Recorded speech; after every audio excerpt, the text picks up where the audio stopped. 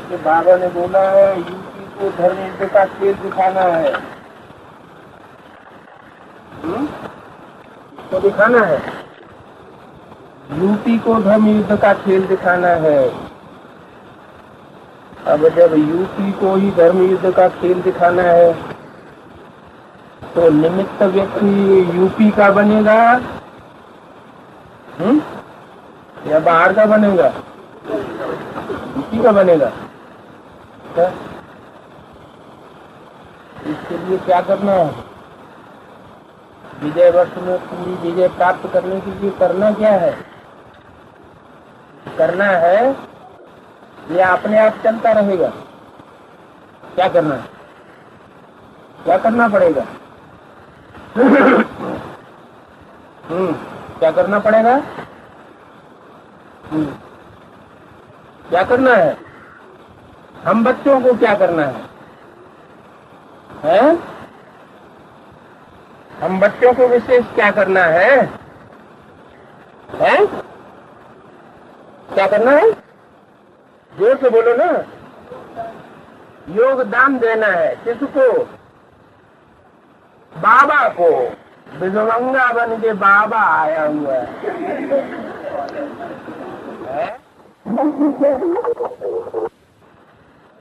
बाबा को योगदान देना है, 5 विकारों का भी दान नहीं। बाबा बहुत भोगी बन गया है तो उसको योगदान देना है?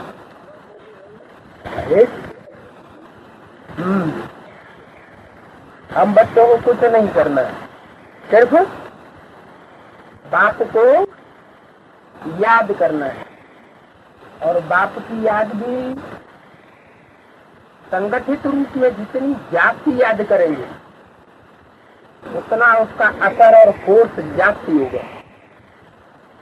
सारे विश्व में वो वाइब्रेशन फैलेगा। मधुबन के वाइब्रेशन सारी दुनिया में फैलते हैं। तो जब सारी दुनिया में मधुबन के वाइब्रेशन फैलते हैं, और मधुबन है कहाँ अभी? जहाँ मधुसूदन होगा वहाँ मधुबन होगा। मधुसूदन सिर्फ हवा में होगा या प्रैक्टिकल में साकार में होगा? जहाँ का ज्यादा दूर से मधुबन जहाँ होगा वहाँ का प्रभाव क्या होगा? प्रैक्टिकल। मधुबन का प्रैक्टिकल प्रभाव क्या होगा? जो आए उसको ये अनुभव हो। क्या अनुभव? शांति का वाइब्रेशन अनुभव हो, एकाग्रता का वाइब्रेशन अनुभव हो, मधुरता का वाइब्रेशन अनुभव हो, और बेहद की वैराग्य वृत्ति भी अनुभव। भले माया बेटी भी घुसी रहती है मधुबन में तो वो बीच बीच में कचरा डालती रहती है। आते हैं मधुबन में भाग्य बनाने के लिए और काम ऐसे कर देते हैं जिससे नाम बदनाम हो जाए। लड़ेंगे, झगड़ेंगे, धक्का मुक्की करेंगे, हाथ पांव चलाए देंगे, चोरियां तोड़ देंगे, कपड़े फाड़ देंगे, चोरियां कर लेंगे। ये सब क्यों होता है? जब इतना ऊंचा स्थान है तो संकल्प भी बहुत ऊंच से ऊंच होना चाहिए, वाचा भी बड़ी ऊंची होनी चाहिए। जैसे बाबा ने बोला, कम बोलो, धीरे बोलो, मीठा बोलो। और कर्मणा भी बहुत तेज होनी चाहिए। कुछ गलतियां होती तो रहती हैं जो बाप के प्यार की लगन में मगन नहीं होने देती, दूसरों को भी डिस्टर्ब करती हैं और अपने को भी डिस्टर्ब करती है। इसका कारण क्या है और कारण कौन बनते हैं? कारण है ज्ञान की कमी और पहचान की कमी। जिन्होंने बाप को और बाप के श्रेष्ठताई को नहीं पहचाना होगा ज्ञान की गुह्यता को नहीं समझा होगा, वही आत्मा इस तरह की बिंब पैदा करे। और इन ऐसी आत्माओं को मधुवन के वातावरण में प्रवेश दिलाने के जो निमित्त बनते हैं, लेकर के आते हैं, सिर्फ लेकर ही नहीं आते हैं, सरेंडर भी कराए जाते हैं। उनके ऊपर भी उसका असर पड़ेगा। क्या कहा संबंध में बाबा ने, क्या कहा? मधुबन में बाप के सामने अगर कोई विकारी को ले आवेंगे, चाहे कोई भी विकार क्यों न हो, हाथी का विकार, तो क्या मिलेगा? कैसी बुद्धि हो जाएंगे? अहिल्या का क्या कहना है? पत्थर बुद्धि बन गई।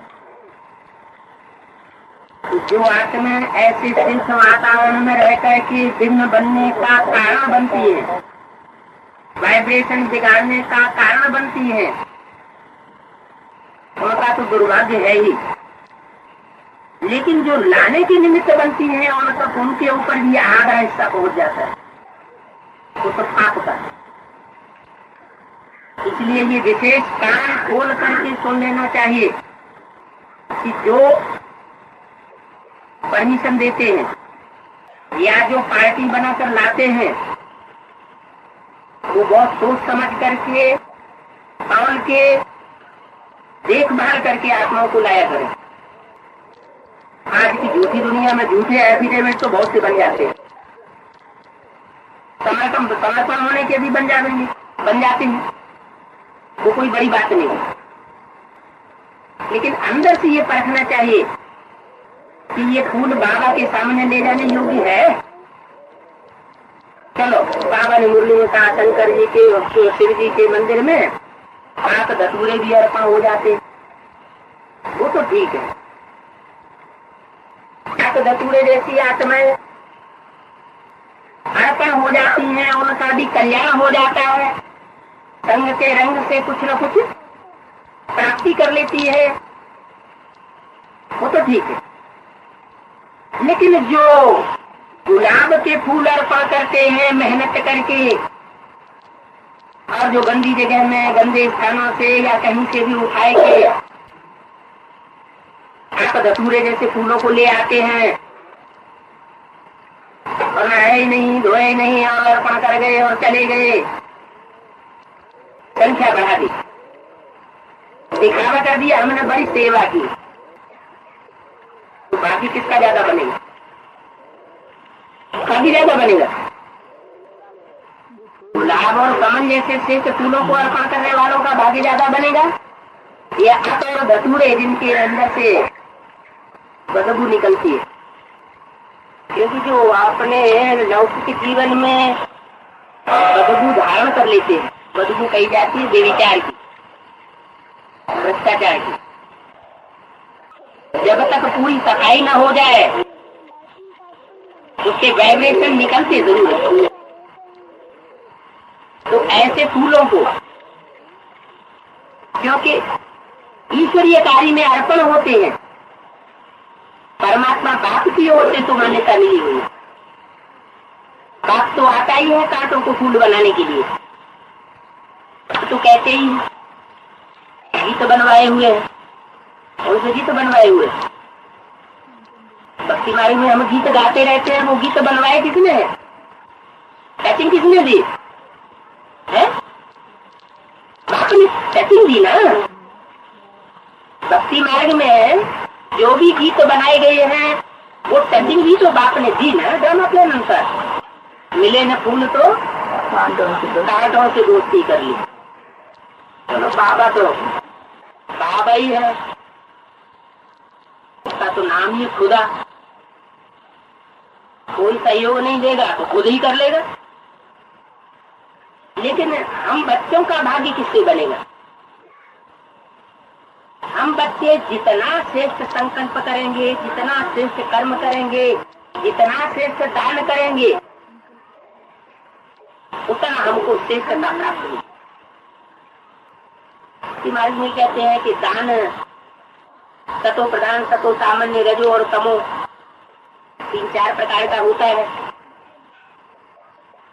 श्रेष्ठ अर्पण करेंगे तो श्रेष्ठ ही प्राप्त करेंगे जन्म जन्मांतर, और भ्रष्ट अर्पण करेंगे तो जन्म जन्मांतर प्राप्ति भी कैसी होगी, कैसी प्राप्ति होगी? जैसा अर्पण करेंगे वैसी ही प्राप्ति होगी। कहीं घोर ब्राह्मण बन करके बाप तो आता है, पुराना धुराना देते हैं, आप पुराने को भी रिजुविनेट करके नया बनाते हैं। बाप तो कर सकेगा, वो तो हर हालत में अपना काम पूरा कर लेगा, लेकिन बच्चों की भावना के ऊपर सारा मदार चला जाता है। प्रधान विश्वरति राखा भक्ति मार्ग में भी कहते हैं। ऐसे भी कहा जाता है भाव के भूखे हैं भगवान, भावना नहीं तो कुछ भी नहीं। बात है कि हम बच्चों को कदम कदम पर इस बात का ध्यान रखना है कि आबू अब्बा का जो घर है उसके वाइब्रेशन पवित्र बनाने में हम कोई कोर कसर नहीं रखते। नहीं तो यहाँ आकर के हम जो बैटरी चार्ज करते हैं, बैटरी में डिफेक्ट होने की वजह से बैटरी में कैसा जल डाला जाता है, डिस्टिल्ड वाटर डाला जाता है ना, एकदम पवित्र जल डालेंगे तो बैटरी अच्छी चार्ज होती है। तो यहाँ जल कौन सा है? ज्ञान। यहाँ ज्ञान जल है। ज्ञान तो बाप से डायरेक्ट आता है, और बाप के ज्ञान के वाइब्रेशन के अनुकूल अगर हमने वाइब्रेशन न फैलाए और गंदे वाइब्रेशन फैलाने के निमित्त बने, तो जो याद की पावर है उसका हमको फायदा होगा, जितना होना चाहिए नहीं होगा। हमारी एकाग्रता उतनी नहीं बढ़ेगी जितनी बढ़नी चाहिए, और याद उतनी सहज नहीं होगी जितनी होनी चाहिए। सारा मदार है हमारी याद की यात्रा पर, खासकर एडवांस पार्टी के बच्चों के लिए चित्रता पर भी मदार है। लेकिन एडवांस पार्टी में 2 ग्रुप है, एक है जन्मजात प्योरिटी के कच्चे, और एक है जन्मजात ज्ञान के कच्चे। मानो एडवांस पार्टी में एक ग्रुप है अंधा और दूसरा ग्रुप है लंगड़ा। अभी दोनों ग्रुप मिल गए क्या? अभी तो मिले नहीं है। बाबा की वाणियों के अनुसार मिल जाने की पूरी संभावना है। तब तक अपने वाइब्रेशन के ऊपर, अपनी वाचा के ऊपर, अपनी कर्मणा के ऊपर अगर विशेष अटेंशन नहीं दिया, वातावरण गंदा बनाते रहे, शांति के वातावरण को तोड़ते रहे, अशांति फैलाने के निमित्त बनते रहे, संगठन में भेद पैदा करते रहे, खुदा खैर करे। दुनिया वालों के ऊपर तो कहर बाद में ढलेगा। विनाश पहले किसके लिए होना है? दुनिया वालों के लिए होना है या बच्चों के लिए होना है? विनाश कल्याणकारी है या कल्याणकारी है? कल्याणकारी है। तो कल्याण की शुरुआत पहले ब्रह्मा बाप के ब्राह्मण बच्चों के घर से शुरू होगी या बाहर की दुनिया से शुरू होगी? अभी टाइम नहीं है, अभी फूंक फूंक के कदम रखने की जरूरत है। न दुख दो और न दुख लो। ये बात तो बड़ी जल्दी समझ लेते हैं, किसी को दुख देना नहीं है तो उसमें भी बहुत से फेल।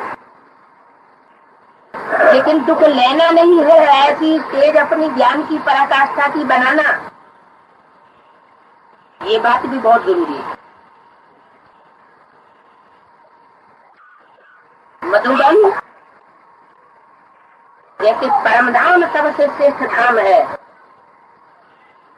ऐसे मधुबन सारे संसार में सबसे श्रेष्ठ गाया हुआ है। इससे ज्यादा श्रेष्ठ स्थान परिवर्तन भूमि कोई होती नहीं है। परिवर्तन भूमि में आकर परिवर्तन के कार्य में सहयोग न देकर और ही हम असहयोग करेंगे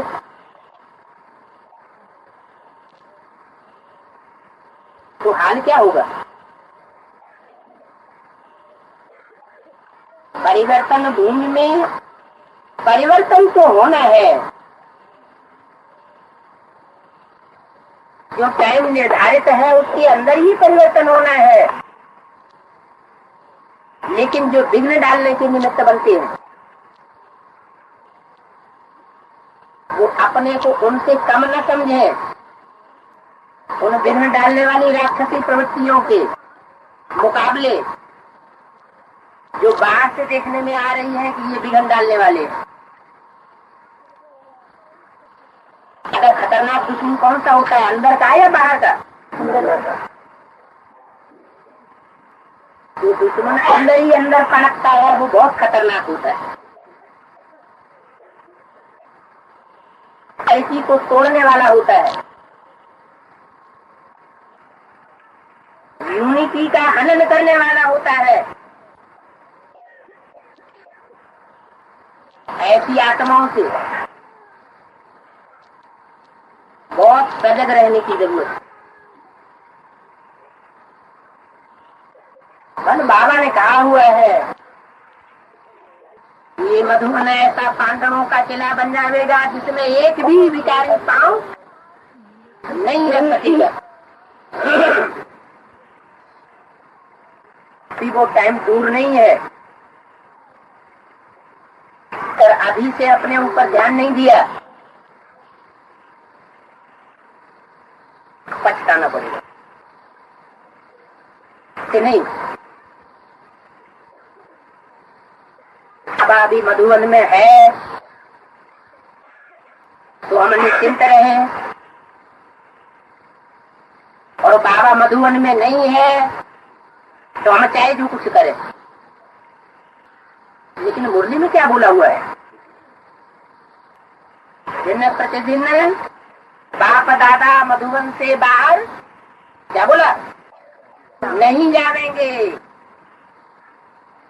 इसका अर्थ क्या सूक्ष्म में लगाया जाए या स्थूल में?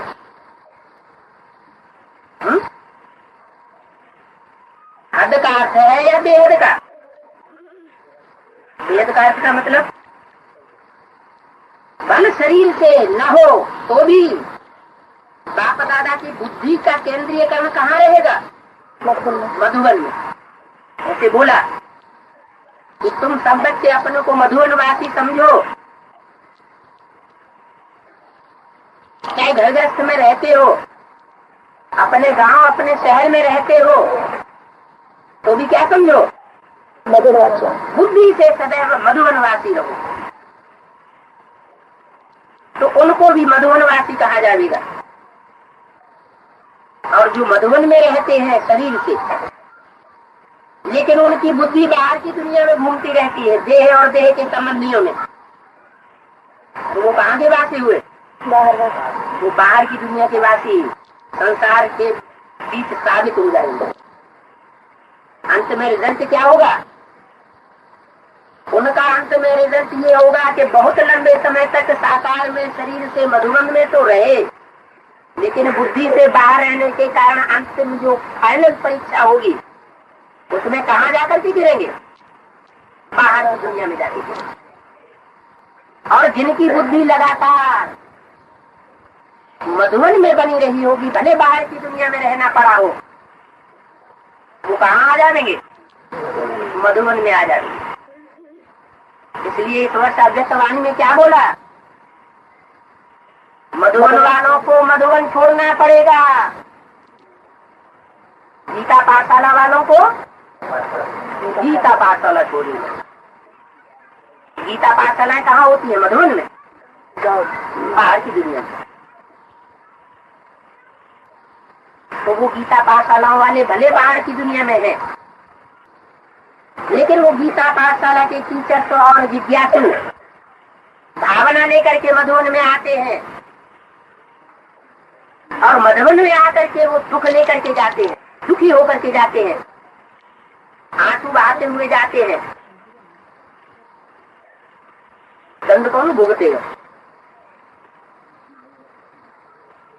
जो मधुबन के वाइब्रेशन को मधुबन में रहते हुए ही तोड़ रहे हैं, उनके ऊपर 100 गुना 1000 गुना बोझ जाता रहता है।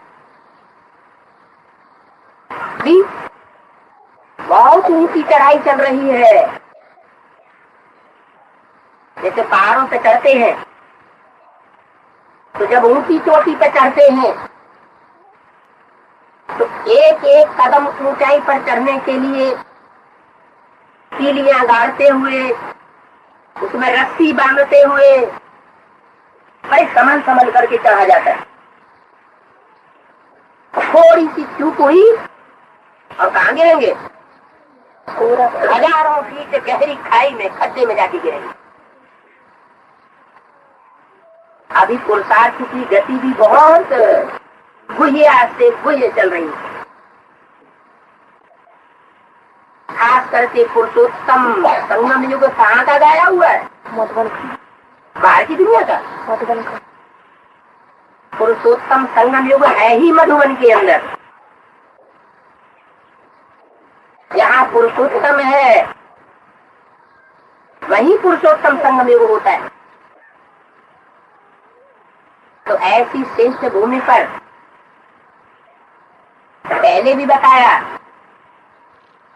कि हम ब्राह्मण बच्चों को बहुत ध्यान देना है अपने संकल्पों पर, अपने वाइब्रेशन पर,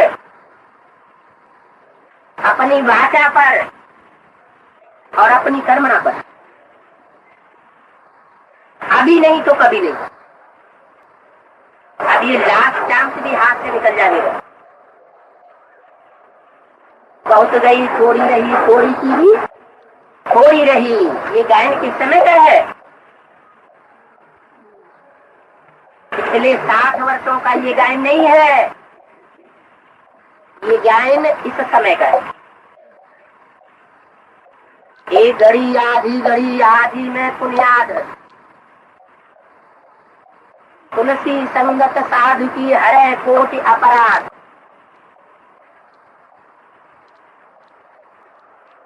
जो साधना करने वाले साधु हैं उनको अपनी वाचा को साधना चाहिए, अपनी कर्मेंद्रियों को साधना चाहिए, गिरने नहीं देना चाहिए। अपने संकल्पों पर, अपने वाइब्रेशन पर साधना का प्रभाव देखना चाहिए, क्योंकि अभी अमृत वेले का लास्ट टाइम चल रहा है। सूर्योदय से पहले वो अमृत वेला जो होता है वो बहुत महत्व का होता है। तो रात्रि के 12 बजे से भी अमृत वेला है, लेकिन वो उतना महत्वपूर्ण नहीं होता। लेकिन जब सूर्योदय होना होता है, सूर्य की लालिमा आगे आगे सामने दिखाई पड़ती है सूर्योदय होने से पहले, जो तो छोटा समय होता है। कहीं लगता है कि दिन है, कहीं लगता है कि अंधेरा है। जो अंधेरा फैलाने वाली आत्माएं हैं वो इसी पुरुषार्थ में रहती हैं कि अंधेरा कायम रहेगा। उनके संकल्प यही चलते रहते हैं, उनकी कर्मणा यही चलती रहती है, उनकी बातें यही चलती रहती है कि हम अंधेरे को नष्ट नहीं होने देंगे। क्यों? मधुबन के वातावरण में जहाँ ज्ञान सूर्य अपना कार्य कर रहा हो, वहाँ अगर अंधेरा नजर आए किसी को, अरे कुछ नहीं, यहाँ क्या परमात्मा बाप का काम चल रहा है सर, यहाँ भगवान का काम चल रहा है। अगर ये किसी को संकल्प पैदा हुआ तो ये अंधेरा कायम रहने वाली बात हुई या रोशनी फैलने वाली बात हुई है? ये उसके दिल में अंधेरा कायम हो गया। हम ब्राह्मण बच्चे निमित्त बन गए अंधेरा फैलाने। किसी आत्मा को निश्चय, विश्वास, श्रद्धा बैठाना है या उखाड़नी है?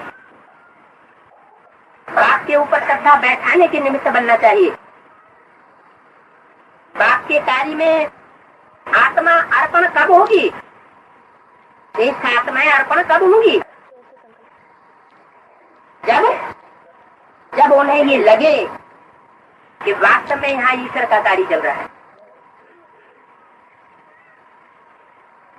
तो उनको अंदर से अनुभूति नहीं होती। जहाँ देखो वहाँ शैतानों का राज्य लगा पड़ा है, शैतानों जैसी एक्टिविटी देखने में आती है। तो जैसे हम अंधेरा कायम रखने वाले असुर है, जिन्हें रात्रि ही अच्छी लगती है, इसलिए उनका नाम है शास्त्रों में निशाचर। कहाँ विचरण करते रहते हैं?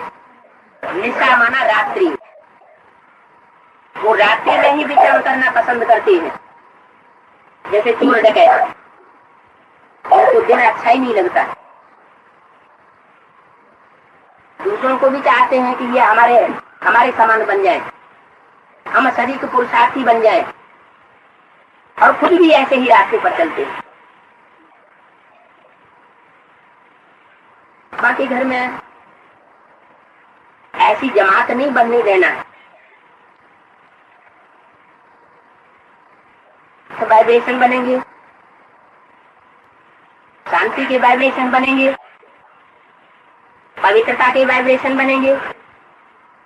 पवित्रता के वाइब्रेशन माना एक बाप दूसरा न कोई, इतना हमारा पुरुषार्थ सहज होता जाएगा,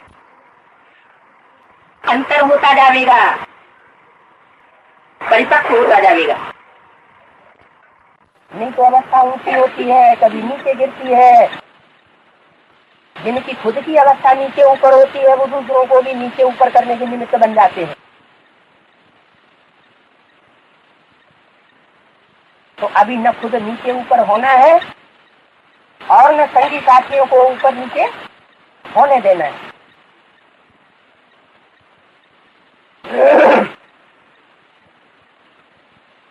वाइब्रेशन को बनाना और बिगाड़ना ये किसी और के हाथ में नहीं है।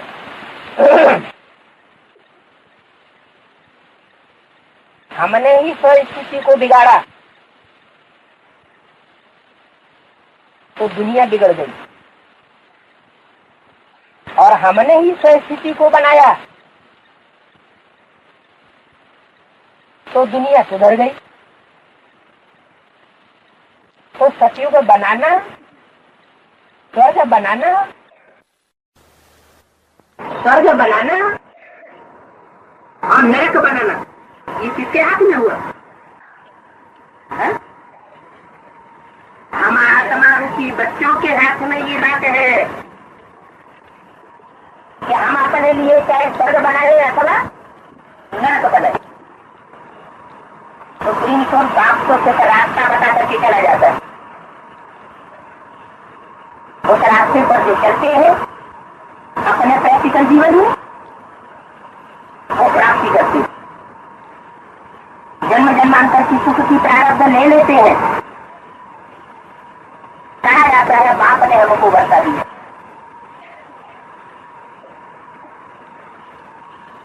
वास्तव में बाप तो ज्ञान का ही वर्षा देता है, सुख शांति का वर्षा डायरेक्ट नहीं देता है, कई का वर्षा देता है। निराकार से कौन सा वर्षा मिलता है? निराकारी ज्ञान रत्नों का वर्षा मिलता है। लेकिन सुख शांति का जो प्रैक्टिकल जीवन का वर्षा है वो हम बच्चे अपने पुरुषार्थ से ही प्राप्त कर सकते हैं। रावण की तरह अगर ज्ञान उठाएंगे, बस ज्ञान सुनना और दूसरों को सुनाना और अपने जीवन में धारण कुछ भी करना नहीं, तो ऐसों का जीवन शांत बनेगा। जन्म जन्मांतर का या अशांत बनेगा? अशांत जीवन बनेगा। अशांति की दुनिया बनाएंगे और अशांति की दुनिया में भूत प्रेतों की तरह भटकते रहेंगे। जैसे भूत प्रेतों को कहीं भी चैन नहीं मिलता, जहाँ पहुंचते हैं वहां उनकी पिटाई करके डंडे मार मार करके भगाते रहते हैं। ऐसे उनकी हालत हो जाती है। समय सो रहा है, उस थोड़े से समय में हम बच्चों को अभी वो पुरुषार्थ करना है जो संसार के सामने 9 लाख सितारों के रूप में चमकेगा। थोड़े से समय का थोड़ा सा पुरुषार्थ 84 जन्मों की महिमा कराने के निमित्त बन जाएगा। अभी अगर थोड़ी सी गफलत करते रहे, अपने मन को उद्वेग पैदा करते रहे, अशांत बनाते रहे और दूसरों को भी अशांत बनाते रहे, तो अनेक जन्मों की अपनी प्रारब्ध गंवाए बैठेंगे। श्रेष्ठ स्थान है, श्रेष्ठ से श्रेष्ठ आत्माओं का संगठन है, श्रेष्ठ आत्माओं की यूनिटी यहाँ मिल जाती है, तो यहाँ प्राप्ति भी ऊंचे से ऊंची है। और अगर गफलत की तो घाटा भी बड़े से बड़ा है, जन्म जन्मांतर का है। और उस घाटे के साथ साथ सारे संसार के सामने धर्मराज की सजा के भागी बनेंगे, वो अलग। बाप जितना मीठा है, जितना प्यारा है, धर्मराज बाप उतना ही कैसा है, उतना ही कठोर है। बाप नहीं दिखाई पड़ेगा, क्या दिखाई पड़ेगा? जल्लाद दिखाई पड़ेगा। जैसे जल्लाद के सामने कोई कितना भी गिड़गिड़ाए, रोए, पीटे, लेकिन जल्लाद को रहम नहीं आता है, तो खून ही खून कर देता है, उसको भय भी पैदा नहीं होता। तो वो हालत हो जानी है। इसलिए अभी से एक एक कदम ब्राह्मण बच्चों को मधुबन की भूमि पर फूक फूक करके रखना है। बाद में कोई फिर ये कहे हमें तो पता ही नहीं था, हमें तो मालूम ही नहीं था, हमें तो किसी ने बताया ही नहीं, हम तो ऐसे ही यहाँ आ गए थे, तो हम भी देखे आए यहाँ क्या होता है। तो कहने के निमित्त न बन पड़े कि जो समय चल रहा है अमृत बेले का, ब्राह्मण की दुनिया में ज्ञान सूर्य के प्रत्यक्ष होने का, और साथ साथ बाहर की दुनिया में भी ईश्वरीय ज्ञान प्रत्यक्ष होने का, वो समय को वरदान मिला हुआ है। क्या वरदान मिला हुआ है?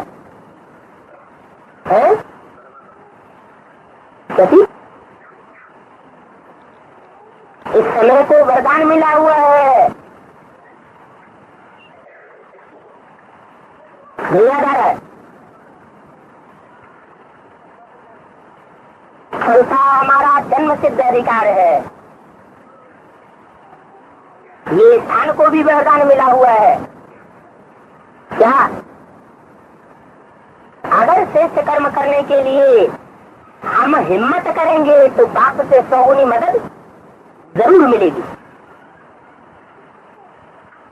सिर्फ हिम्मत का एक संकल्प करना है कि मुझे सुधर के रहना है। जो कमजोरी बार बार तंग करती है उसके लिए दृढ़ प्रतिज्ञा लेनी है। सिर्फ करना और कराना तो बाप को है। वो करनहार भी है और करावनहार भी है। करा ही लेगा, लेकिन अंदर के दिल से ये भावना पैदा होनी चाहिए कि मुझे अपने को सुधारना है। लेकिन सुधरेंगे कब? दिल साफ तो मुराद हासिल। बाप के सामने अगर सच्चे न बने, झूठ बोले तो सच्चा दिल कहेंगे? साफ दिल कहेंगे? कहेंगे नहीं कहेंगे। दुनिया के सामने चाहे कुछ भी बोल दें, लेकिन बाप के प्रति जो सच्चे हैं वो संसार में सत्यखंड की स्थापना के निमित्त बन जाएंगे। और दुनिया की नजर में जो झूठे हैं और बाप के सामने सच्चे और साफ दिल होकर के प्रत्यक्ष होते हैं, ये अपना सच्चा सच्चा पोता मिल देते हैं, उसका सुधार निश्चित है। तो सच्ची भी नई दुनिया की स्थापना के निमित्त बनेंगे। सच्चाई के ऊपर बहुत बड़ा मादार है। बाप को धन नहीं चाहिए, धन नहीं चाहिए, जन नहीं चाहिए। सत्यखंड की स्थापना के लिए सबसे पहली बात क्या चाहिए? सच्चाई और सफाई चाहिए। सच्चे और साफ दिल बच्चे बाप को बहुत प्रिय है। भले कमजोरियां कितनी भी भरी हुई हो, स्वभाव संस्कार कितना भी खराब हो, बाप कोई भी बच्चे का स्वभाव संस्कार नहीं देखते हैं। इसका तो स्वभाव ही ऐसा है, इसके तो संस्कार ही ऐसे है, ये तो कभी बदलेगा नहीं। इस तरह के विचार बाप के नहीं हो सकते। बाप तो शिक्षा और देते हैं कि बच्चे कभी किसी के स्वभाव संस्कार को मत देखो। क्यों? क्योंकि जो स्वभाव संस्कार है वो आज कुछ और है और कल की नई दुनिया जो आने वाली है उसमें सबके स्वभाव संस्कार परिवर्तन हो जाएंगे। तो स्वभाव संस्कार की देखने की बात नहीं है, मुख्य बात है सच्चाई और सफाई की। सत्यखंड की स्थापना में सच्चाई और सफाई का बहुत बड़ा योगदान है। झूठे दिल पर सच्चा साहब राजी नहीं होगा, सच्चे दिल पर सच्चा साहब राजी होगा। कब कब राजी होगा? जब मन से जो संकल्प चलाते हैं उसमें भी सच्चाई भरी हुई हो, ज्ञान के अनुकूल हमारे संकल्प हो, और जो मुख से वाचा निकालते हैं उसमें भी सच्चाई सफाई भरी हुई हो, और जो कर्म करते हैं वो भी सच्चा कर्म हो, अपने दिल के अंदर भी लगे कि मैंने ये जो काम किया वो सच्चा काम किया, झूठा काम नहीं किया। इसलिए सच्चखंड और झूठखंड, सच्चखंड कौन स्थापन करता है? सच्चा बाप सच्चखंड स्थापन करता है और बच्चों के द्वारा कराता है श्रीमत पर। और झूठखंड कौन स्थापन करता है? रावण। रावण किसे कहा जाता है? जो दूसरों को रुलाता है झूठ बोल बोल करके, झूठखंड फैला करके, उसको कहते हैं रावण। एक मत पर नहीं चलेगा, न चलाएगा, कितनों की मत पर चलाएगा? है? अनेकों की मत पर चलेगा और अनेकों की मत पर चलाएगा, मनमत पर भी चलेगा। क्योंकि अहंकार होने के कारण वो अपनी बात ज्यादा आगे रखेगा, वो अपने को ही श्रेष्ठ समझता है, अपने को ही भगवान मानता है। तो जो अपन को ही भगवान मानता है, बाप कहते हैं वो हिरण्यकश्यप है। हिरण्यकश्यप है माना क्या मतलब हुआ इसका? हिरण्य माना सोना, काश्य माना तेज। सोने जैसी सच्ची आत्माओं के तेज को पा, हिरण्यकश्यप तेज को पीने वाला है।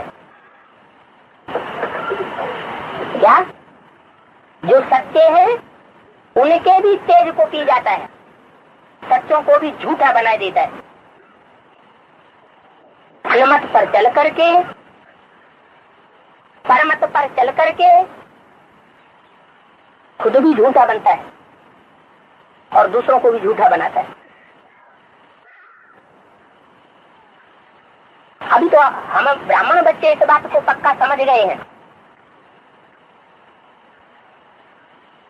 बाप दादा का काम तो हुआ पड़ा है, इसको कोई रोक नहीं सकता। जो हुआ पड़ा है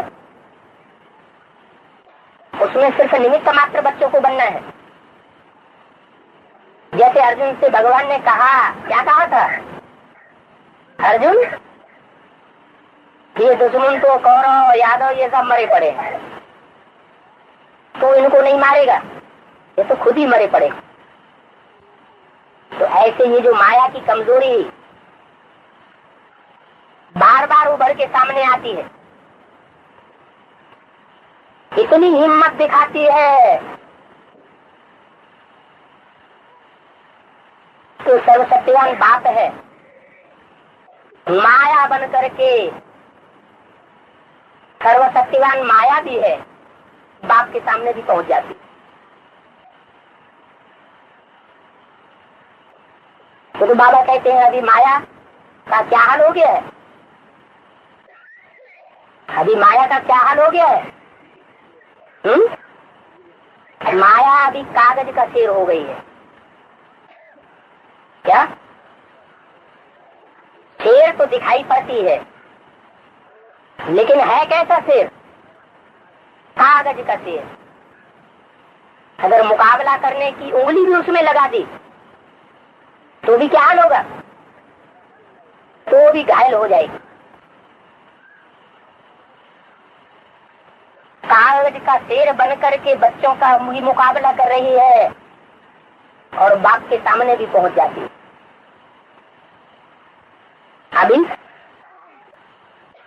अभी करना क्या है? परिवर्तन। अभी परिवर्तन ये करना है,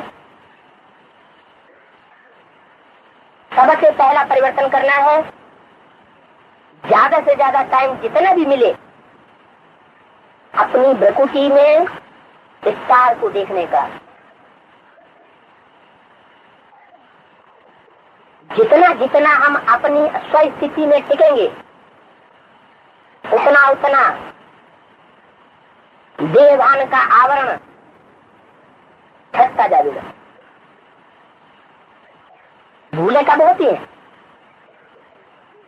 जब देह भान में होते हैं तो बहुत भूले होती, आत्मा के भान में होंगे, स्टार की याद में होंगे तो भूले नहीं होंगी,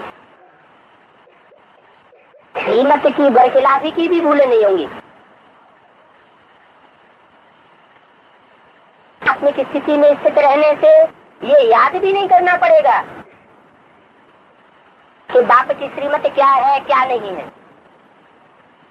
जैसे आत्मिक स्थिति वालों में वो सुप्रीम सोल बाप स्वयं प्रवेश करके कार्य कराता रहेगा और करा रहा है। जहाँ ज्योति बिंदु की स्थिति है वहाँ परमात्मा बाप तो है ही है, जिसको दुनिया वालों ने कह दिया परमात्मा सर्वव्यापी है। तो सर्वव्यापी वाली बात नहीं है, कौन सी बात है? आत्मिक स्थिति में स्थित रहने की बात है। ब्राह्मणों की दुनिया में, हम ब्राह्मणों के बीच में जहां भी जाएं, हर चेहरे से वो आत्मिक स्थिति दिखाई देती रहे। मायावी संकल्प, मायावी वाचा और मायावी कर्म, इनसे बचे रहे। बाप का घर है, आपके घर में हर बच्चे का अधिकार है। कौन से बच्चे का? बेअभिमानी बच्चे का। आत्मिक स्थिति में स्थित रहने वाले हर बच्चे का अधिकार है। बाप किसी बच्चे को नहीं निकालेगा। परमधाम बाप का भी घर है, हम आत्माओं का भी घर है। कीट पशु पक्षी पतंगे जैसी आत्माओं का भी घर है। उस घर में सबको जगह है, लेकिन जगह कब है? जब वो कीड़े मकोड़ों जैसी दुखदाई आत्माएं भी किसी स्थिति में स्थित हो जाती है? शरीर छोड़ करके, देह भान छोड़ करके बिंदु आत्मा बन जाती है। फिर बाप ये नहीं देखता है कि ये कीड़े मकोड़े हैं, ये राक्षस राक्षसियां हैं। बाप तो सबको आत्मा के रूप में देखता है, क्योंकि बाप सुप्रीम सोल खुद भी एक आत्मा है, सदाकाल की आत्मा है। तो जो जैसा होता है अपनी जाति को वैसा ही बनाना पसंद करता है, सारे संसार को वैसा ही बताना और देखना पसंद करता है। तो बाप हर बच्चे के चेहरे से वो रूहानियत देखना चाहते हैं। जब रूहानियत का चेहरा देखने में आता है तो खुशनुमा देखने में आता है। देवान का चेहरा होगा तो समसमाया हुआ देखने में आएगा, कालिमा देखने में आएगी, आंसू देखने में आवेंगे। चेहरे से ही पता लग जाता है, चेहरे से निकलने वाले वाइब्रेशन से ही पता लग जाता है कि आत्मा आत्मिक स्थिति में है या देवभान की स्थिति में। ये आत्मिक स्थिति स्वर्ग बनाने वाली है। शूटिंग तो हो रही है।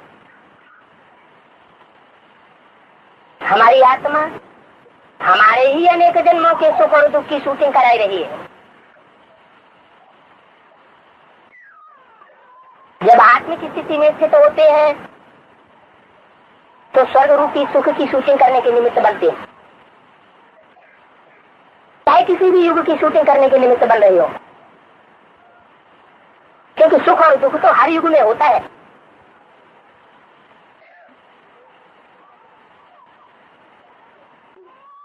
सुख हर युग में होता है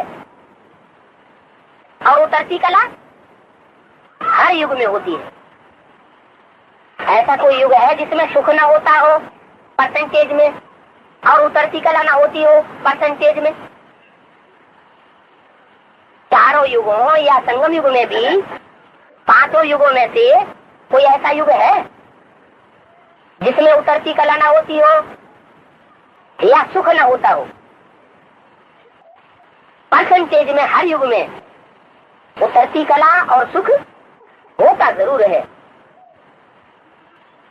तो सुख बनाना और घटाना, चढ़ती कला करना या उतरती कला करना, ये हमारी बात है, हमारे ऊपर निर्भर करता है।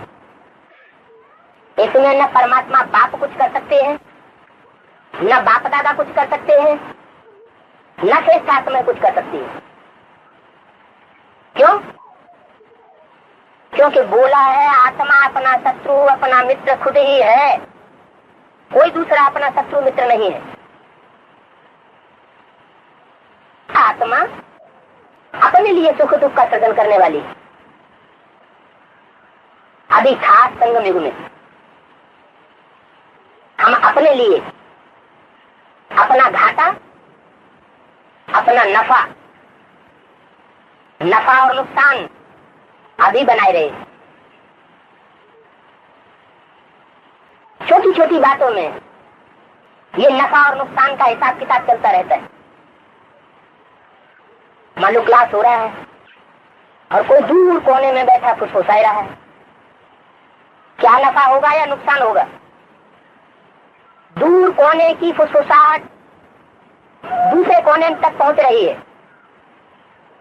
जिस जिसके कानों में वो फुसफुसाहट पहुंच रही है उसका वाइब्रेशन टूट रहा है, एकाग्रता भंग हो रही है। तो वो वाइब्रेशन टूटने का या तोड़ने का जो विकर्म बन रहा है, फुसफुसाहट करने वाले और उसको सुनने वाले दोनों के ऊपर वो घाटे का सौदा बन रहा है। छोटी सी बात, लेकिन असर बहुत ज्यादा हो रहा है। सुनने वाला भी घाटे में जा रहा है और सुनाने वाला भी घाटे में जा रहा है। एक बार करता है, 2 बार ऐसा करता है, 4 बार ऐसा करता है, रोज रोज ऐसा करता रहता है, तो वो जो घाटा का हिसाब बन रहा है वो रोज रोज का बढ़ते बढ़ते बढ़ते बढ़ते अंत में कितना हो जाएगा? माला का दाना नीचे उतरता जाएगा या ऊपर चढ़ता जाएगा? है? नीचे उतरता जाएगा। अंत में जब रिजल्ट निकलेगा तो कहेगा है हम तो रात के 2 बजे उठ करके हमने पुरुषार्थ किया, हम तो 1 बजे से उठते थे, दूसरों को भी उठाते थे, हमारा ये पद क्यों बन गया? कर्मों की बहुत बुरी गति अभी चल रही है। उस बुरी गति पर अगर अभी ध्यान नहीं दिया तो फिर बहुत पछताना पड़ेगा। बाबा का घर है, बसु मीठा है, बाबा तो कुछ नहीं कहता क्योंकि बाबा का अभी गुप्त पार्ट भी चल रहा है। गुप्त पार्ट जब तक चल रहा है तब तक बच्चों की अवस्था में कभी निश्चय और कभी अनिश्चय चल रहा है। लेकिन ये गुप्त पार्ट भी आखिर कब तक चलेगा? ऐसे ही चलता रहेगा क्या? चलता रहेगा या अब टाइम पूरा होने जा रहा है? अब जो 7 साल राजधानी स्थापन होने के बताए वो टाइम पूरा हो चुका। 1 साल जो रुंग का दिया था वो भी पूरा हो चुका। सन 37 से यज्ञ की आरंभ हुआ और सन 97 तक, कौन से 98 तक, 97 तक 7 साल पूरे हो गए और 1 वर्ष रुंग का 98 वो भी पूरा हुआ। अभी उससे भी सुई आगे बढ़ गई, बिल्कुल पका पड़ा है। कोई की नजरों में वो राजधानी दिखाई पड़ रही है,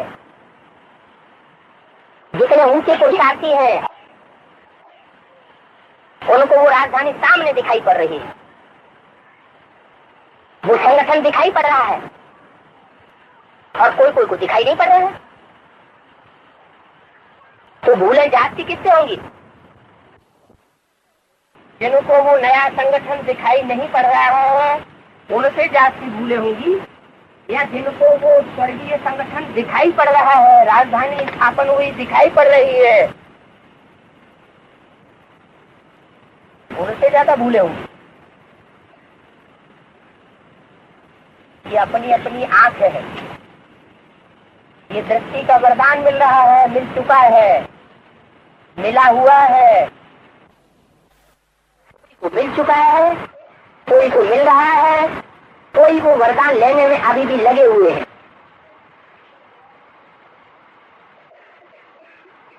अभी वो दृष्टि परिवर्तन का समय हम ब्राह्मण बच्चों का पूरा होने जा रहा है। ब्राह्मण माना कितनी संख्या है? 9 लाख। ब्राह्मण माना जो पवित्रता का विरुद्ध लेने वाले हैं सिर्फ 16,108। ब्राह्मण माना जो राजयोगी है, प्रजा योगी नहीं। प्रजा तो 9 लाख होगी, लेकिन क्या है? राजयोगी। एक एक बात की, एक एक कर्म की, एक एक संकल्प की गुह्यता को, राज को जानने वाले, वो है राजयोगी ब्राह्मण बच्चे। और ये ब्राह्मणों का परिवार है। अभी दृष्टि में वो राजधानी दिखाई दे रही है, लेकिन प्रैक्टिकल में नहीं है। इसलिए दृष्टि में है, वृत्ति में है, प्रैक्टिकल में नहीं है। इसलिए उसका प्रभाव क्या पड़ जाता है? राजधानी अप्रत्यक्ष में है, प्रत्यक्ष में दिखाई नहीं पड़ रही है, तो उसका प्रभाव हम बच्चे के ऊपर क्या पड़ता रहता है? कि हमारी अवस्था ऊंचे और नीचे बनती रहती है। ये अप एंड डाउन होने का टाइम नहीं है। अभी समय है एक रस रहने का। तो कहते हैं अंत समय में जितना एक रस कोई रहता है उतना अच्छी जगह जन्म होता है, और अंत समय में जितना घाबरे आते हैं उतना नीची जगह जन्म होता है, दुर्गति होती है। दुर्गति और सदगति ये अभी हो रही है। 5,000 वर्ष दुर्गति और सदगति का फाउंडेशन नहीं पड़ना है। अभी जो हुआ तो हुआ।